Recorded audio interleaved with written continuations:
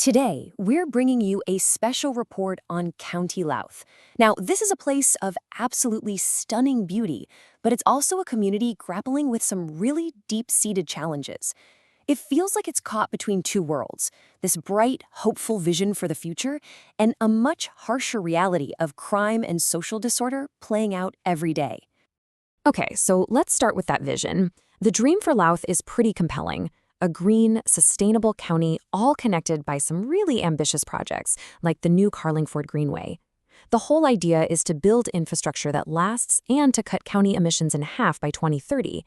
It's a fantastic, forward-looking plan that's all about a better quality of life. But that bright future?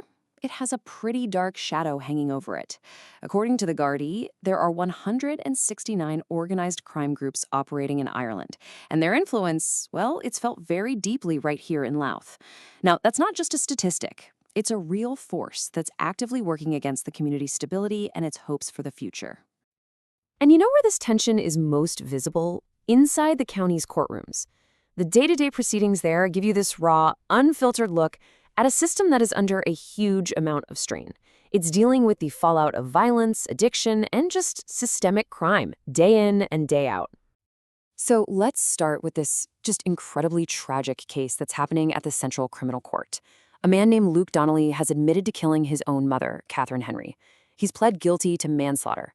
But, and this is key, he denies the charge of murder, which sets up this trial that has just shaken the entire community. And this slide, it really maps out the devastating road to that killing. You can see a clear timeline of his mental health getting worse and worse, and it's directly linked to his drug use. It led to what's described as erratic behavior. At one point, he started claiming he was Jesus Christ. The prosecution's case is built on these brutal details, including a blood-stained footprint on his mother's back, which really paints this horrific picture of a life spiraling completely out of control.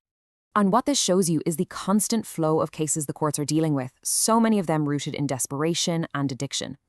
So on one hand, you have a woman getting jail time for robbing a vulnerable, partially deaf man. And on the other, you have a roofer who was caught with almost €5,000 worth of cannabis, but the court heard he's now making significant strides in his recovery. The point is, these aren't just random crimes. They're symptoms of much bigger social problems. So this raises a really important question, one that local TD Joanna Byrne has been asking: is the justice system even focused on the right things? I mean, you see people being brought to court all the time for things like unpaid TV licenses or parking fines, but at the same time, you have speculators who owe hundreds of thousands of euros in derelict site levies, and apparently they're facing no punishment at all. It makes you wonder about fairness and where the real priorities lie. Now let's step out of the courts and onto the streets, because the disorder isn't just happening behind closed doors. You can see it right out in public, and it's being fueled by a really dangerous and profitable new market for organized crime. The problem is nitrous oxide, laughing gas. There's this legal loophole, this gray area, where it's not specifically legal to sell for recreational use. And this has created an absolute gold rush for criminal gangs. To use the words of one official, they are making an absolute fortune from this. And let's be clear, we are not talking about small-time players here. Remember that number from earlier? 169 organized crime groups in the country? Well, get this. Garda data shows that 110 of them, that's a staggering 65%, are directly involved in the drug trade. And nitrous oxide is now a huge part of that trade. And the evidence is, quite literally, all over the streets. People are finding these big, empty canisters every single day of the week. They're in parks, in housing estates, in car parks, from the ramparts to the junction of Blackrock and Red Barns Road. It's this constant, visual reminder of just how big the problem has gotten. And the human cost here is really severe. This is not some harmless fun. We're talking about serious neurological harm, severe nerve damage, even things like frostbite and burns from handling the cold, pressurized canisters. And beyond all the physical stuff, there's a huge concern about the unpredictable and potentially devastating impact on mental health, especially for young people. So when you're facing this crisis on so many fronts, crime, addiction, public disorder, what's being done about it? How is the community and the state trying to fight back? Let's take a look at some of the solutions on the table and the roadblocks they're hitting. First up, there's a new law in the works, The sale of nitrous oxide bill is designed to finally close that loophole with a pretty straightforward four-step plan. They're going to license the wholesalers, register the shops that sell it, restrict sales to people who actually need it, like vets or caterers, and, this part's huge, they're going to ban unlicensed online sales. The goal is simple: just cut off the supply that these criminal gangs have been cashing in on. At the exact same time all this is happening, the county is still trying to push forward with those big, ambitious projects we talked about at the start.